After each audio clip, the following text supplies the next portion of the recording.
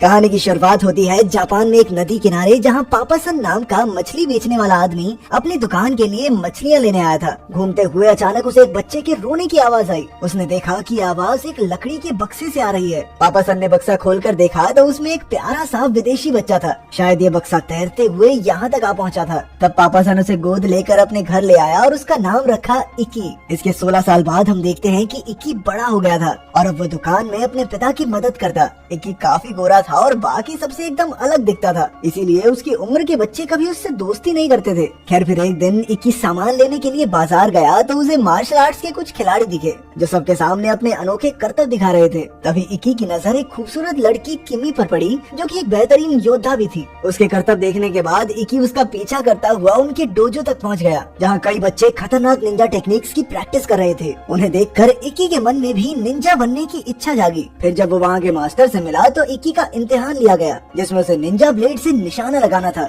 मगर इक्की तो बिल्कुल ही कच्चा खिलाड़ी था और उसका फेंका हुआ ब्लेड किमी को लगता रह गया। अब वो शर्मिंदा होकर लौट रहा था कि अचानक मास्टर साबू को उसकी टांग पर एक अनोखा निशान दिखाई दिया। फिर साबू ने कई प्राचीन कागज देखे और आखिरकार उसे पता चला कि ये निशान तो डांसिंग निंजा का है। उधर घर लौटते हुए इक्की की नजर एक डांसिंग मशीन पर पड़ी। उसने वहाँ डांस करने की सोची, पर वो गाने की बीट्स पकड़ नहीं पा रहा था। मगर जल्द ही उसकी दिलचस्पी बढ़ती गई और वो ज्यादातर समय यहीं डांस करते हुए बिताने लगा। इसके साथ उसने बार बार निंजा ट्रेनिंग में हिस्सा लेने की कोशिश की, पर हर बार मास्टर ने उसे सिखाने से मना कर दिया। इसी तरह कुछ साल बीत गए और इक्की डांस मशीन पर प्रैक्टिस करते करते जबरदस्त डांस करने लगा। अब वो कई मुश्किल स्टेप्स बड़ी आसानी से कर लेता था, मगर निंजा बनने की दौड़ में वो अब भी काफी पीछे था। खैर एक दिन इक्की को डांसिंग निंजा की कहानी के बारे में पता चला तो उसने मास्टर साबू से इसके बारे में पूछा। इक्की ने कहा कि वो भी डांसिंग निंजा बनना चाहता है, पर यह सुनकर मास्टर साबू हंसने लगा। उसने कहा कि डांसिंग निंजास बहुत ज्यादा ताकतवर होते हैं और उनके अंदर हमेशा सीखने की आग रहती है, जिससे वो कड़ी ट्रेनिंग पर मेहनत कर पाते हैं।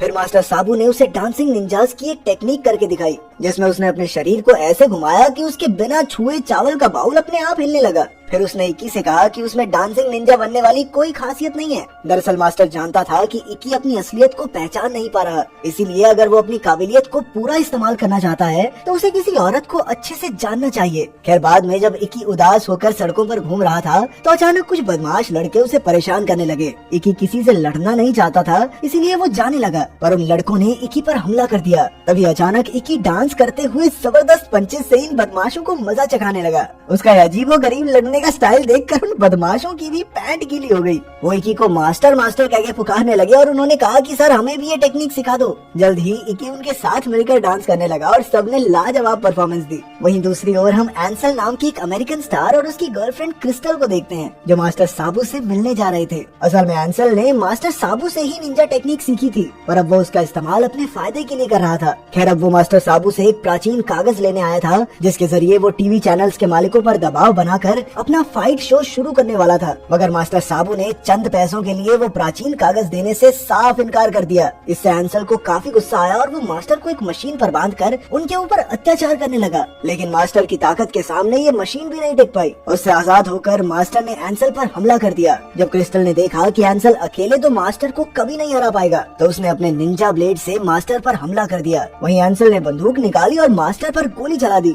इसके बाद वो दोनों प्राचीन कागज चुराकर भाग निकले। इसके कुछ समय बाद इक्की वहाँ आया तो उसने देखा कि मास्टर साबू बुरी तरह जख्मी था। अपनी आखिरी सांसें गिनते हुए उसने इक्की को बताया कि एंसल अपने स्वार्थ के लिए निंजा होने का गलत इस्तेमाल कर रहा है। इस सब से इक्की को इतना गुस्सा आया कि उसने मास्टर साबू की मौत का बदला लेने के लिए अमेरिका जाने का फैसला किया। उसने उसी शाम अपना सामान बांधा और अपने माँ बाप को अलविदा कहकर अमेरिका के लिए निकल पड़ा। फिर हम देखते हैं कि मास्टर साबू तो स्वर्ग पहुंचकर सुंदर लड़कियों के साथ ऐश कर रहा था, लेकिन फिर भी वो नादान इक्की के लिए थोड़ा परेशान था। इसीलिए उसने ध्यान लगाकर अपनी सबसे बेहतरीन स्टूडेंट किमी से संपर्क किया और उसे इक्की का ध्यान रखने की जिम्मेदारी सौंपी। वहीं दूसरी ओर एंसल फाइटिंग चैनल के ऑफिस पहुंचा। वो जल्द ही टीवी पर अपना शो लाने वाला था, मगर उसके मालिक गार्लैंड जोन्स को एंसल के साथ काम करने में कोई दिलचस्पी नहीं थी, क्योंकि उसने अफवाह सुनी थी कि एंसल पागल हो चुका है। मगर ये सुनकर एंसल को इतना गुस्सा आया कि उसने गार्लैंड पर हमला कर दिया। एंसल ने उसे तब तक पीटा जब तक वो उसे शो देने के लिए राजी नहीं हो गया। वहीं कई घंटे का सफर करके इकी अमेरिका आ गया और एक होटल में पहुंचा। फिर अगले ही दिन से वो अपने बदले का प्लान बनाने लगा। सबसे पहले उसे एंसल तक पहुंचना था, इसीलिए उसने थोड़ी छानबीन के बाद एंसल के घर का पता ढूंढ निकाला, लेकिन गार्ड्स ने उसे दरवाजे पर ही रोक लिया। इकी ने उसे समझाया कि वो वहाँ बहुत जरूरी मकसद से आया है, पर गार्ड ने उसे धक्का देकर बाहर फेंक दिया। तब इकी ने अपने निंजा मूव से गार्ड की पैंट उतार दी और सीधा अंदर घुसाया। सब लोग गार्ड को देखकर हंस रहे थे कि तभी क्रिस्टल की नजर इक्की पर पड़ी और वो तुरंत समझ गई कि ये लड़का साबू के स्कूल से आया है। उसने अपने निंजा ब्लेड से इक्की पर हमला कर दिया, पर किमी ने ऐन वक्त पर वहाँ आकर उसकी जान बचाई। जल्द ही कई गार्ड्स उन पर हमला करने आए तो उन दोनों ने मिलकर अपने जबरदस्त डांस और निंजा मूव से सबकी हड्डी बसली एक कर दी। फिर इक्की ने एंसल पर कुछ चॉपस्टिक्स से हमला किया, मगर क्रिस्टल ने फिर उसकी जान बचा ली। इससे पहले कि मामला खराब होता, किमी इक्की को वहाँ से बाहर ले आई, क्योंकि ये बदला लेने का सही समय नहीं था। बाद में क्रिस्टल ने एंसल को बताया कि उसे शक है कि इक्की अपने मास्टर की मौत का बदला लेने आया है। क्रिस्टल ने बताया कि इक्की ने अपने डांस मूव्स और निंजा टेक्निक्स को मिलाकर एक अनोखा ही फाइटिंग स्टाइल बना लिया है। ये सुनते ही एंसल काफी घबरा गया, क्योंकि उसे अपने बचपन का एक किस्सा याद आ गया। उसने बताया कि जब वो 9 साल का था तो उसकी माँ उसे एक ज्योतिषी के पास लेकर गई थी, जिसने भविष्यवाणी की थी कि एक दिन एक डांसिंग निंजा उसकी मौत का कारण बनेगा। अब एंसल बहुत डर चुका था, इसीलिए उसने क्रिस्टल को कैसे भी करके इस लड़के को खत्म करने को कहा। उधर इक्की और किमी होटल पहुंचे तो इक्की ने उसे भी इसी होटल में कमरा लेकर रहने को कहा, पर किमी ने कहा कि वो उसके कमरे में ही रह लेगी। ये बात सुनते ही बेचारे इक्की को लगा कि किमी भी उससे प्यार करने लगी है। बाद में जब किमी नहा रही थी तो इक्की कमरे में मोमबत्तियां जलाकर और फूल बिछाकर माहौल बनाने लग गया। पर जब किमी काफी देर तक बाहर नहीं आई तो इक्की ने ध्यान लगाया और दूसरी दुनिया में उससे मिला। वहाँ उसने देखा कि किमी जकूजी में नाबू नाम के एक लड़के के साथ थी। जब नाबू ने इक्की को देखा तो उसने उसे धक्का देकर असली दुनिया में वापस भेज दिया। इससे बेचारे इक्की का दिल बहुत गंदा टूट गया और उसने सारी सजावटें हटा दी। कुछ पलों बाद जब किमी बाहर आई तो उसने इक्की को समझाने की कोशिश की, पर इक्की ने कहा कि सब ठीक है, मुझे बात नहीं करनी इस बारे में, और फिर वो आगे की तैयारियां करने चला गया। इसके बाद हम देखते हैं कि इक्की छानबीन करके गार्लैंड के ऑफिस पहुंचा और उसने गार्लैंड को समझाया कि उनका दुश्मन एक ही है, इसीलिए उन्हें मिलकर एंसल का मुकाबला करना चाहिए। इस दौरान इक्की की नजर गार्लैंड की पुरानी तस्वीरों पर पड़ी और उसे एहसास हुआ कि ये तो उसके असली पिता हैं। जब इक्की ने उसे डैड कहकर पुकारा तो गार्लैंड ने तुरंत उसके पैर का निशान देखा और वो समझ गया कि इक्की ही उसका बेटा है। आखिरकार दोनों एक दूसरे के गले लगकर भावुक हो गए। फिर गार्लैंड ने इक्की से अपनी लापरवाही के लिए माफी मांगी। खैर फिर उन्होंने प्लान बनाया कि उन्हें एंसल का पर्दाफाश कैसे करना है। जैसे ही वो दोनों ऑफिस से बाहर निकले तो अचानक क्रिस्टल और उसके गुंडों ने उनका रास्ता रोक लिया। गुंडे उन पर हमला करके उन्हें बुरी तरह पीटने लगे। जल्द ही किमी उन्हें बचाने आई, पर अंत में गुंडे गार्लैंड को अगवा करके फरार हो गए। क्रिस्टल ने किमी को धमकी दी कि वो गार्लैंड को तब तक रिहा नहीं करेंगे जब तक इक्की अपने देश वापस नहीं लौट जाता। इसके बाद इक्की और किमी ने कमरे में जाकर आगे के प्लान के बारे में सोचा। तभी अचानक इक्की को अपने मास्टर के शब्द याद आए। उन्होंने कहा कि एक औरत को जानना ही उसे अपनी असलियत से मिला सकता है। इसीलिए अब इक्की ने किमी से उसे चूमने की इजाजत मांगी ताकि वो अपने पिता की लोकेशन पता कर सके। पहले तो किमी थोड़ा हिचकिचाई, पर उसने इक्की को इजाजत दे दी। जैसे ही इक्की ने उसे छुआ तो उसे दिखाई दिया कि उसके पिता कहाँ कैद हैं। इसके बाद वो दोनों तुरंत उस जगह पर पहुँचे और उन्होंने देखा कि गार्लैंड को एक टाइम बॉम्ब से बांधा गया था, जिसे डिफ्यूज नहीं किया जा सकता। गार्लैंड ने उन्हें बताया कि आज से एंसल का चैनल चालू होने जा रहा है और उसने हर जगह बॉम्ब्स लगाए हैं, क्योंकि उसके शो में कई मशहूर स्टार आने वाले हैं और एंसल उन सबको मारकर खुद टीवी का स्टार बनना चाहता है। अब उसने इक्की और किमी को उन सबकी जान बचाने को कहा। इक्की अपने पिता को यूं मरने के लिए नहीं छोड़ सकता था, मगर अब कई लोगों की जान खतरे में थी, इसीलिए उसे जाना पड़ा। मगर जैसे ही वो वहाँ पहुँचा तो अचानक क्रिस्टल के आदमियों ने उन्हें वहाँ कैद कर लिया। इसके बाद उन्हें ट्रक में बंद करके कहीं भेज दिया गया। रास्ते में किमी ने इक्की को अपनी निंजा टेक्निक इस्तेमाल करने को कहा। इक्की ने कोशिश तो काफी की, लेकिन कोई फायदा नहीं हुआ। तब किमी ने अचानक उसे चूम कर अपने प्यार का इजहार किया। ये सुनकर इक्की बेहद खुश हुआ और अचानक उसकी शक्तियाँ फिर से बढ़ गयी। अब की बार वो जाल से आजाद होकर भाग निकले और वापस शो पर पहुँचे।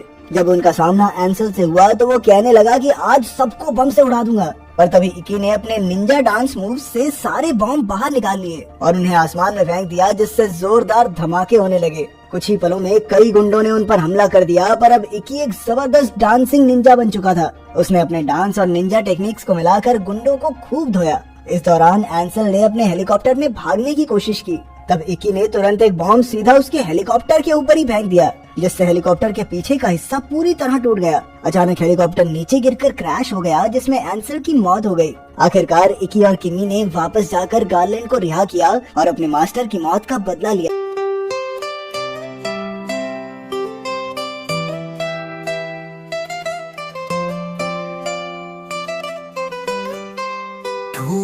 अखियां दे नादे ने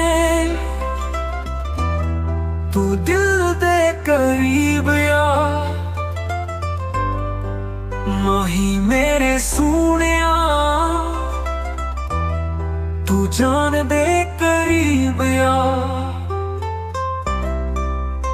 तेरे बिना जिंदगी जीना बड़ा सौखा, एक पल तेरे बिना साली ना बड़ा औखा, तेरे बिना दिल का धड़कन भी बड़ा सौखा।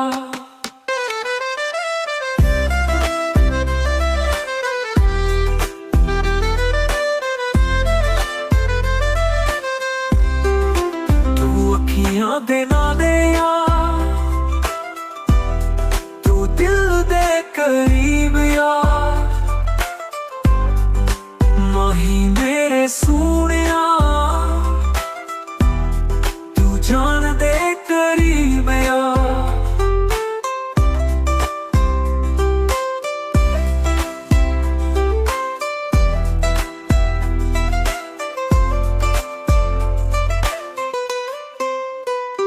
तेरे प्यार दी खुशबू मेरे दिल विच बसदी, तेरे प्यार दी याद मैनू पल पल दसदी।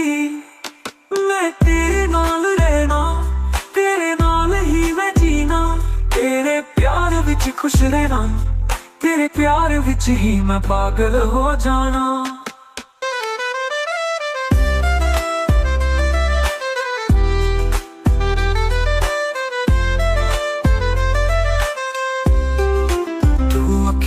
दे नादे आ, तू दिल दे करीब आ, माही मेरे सोनिया तू जान दे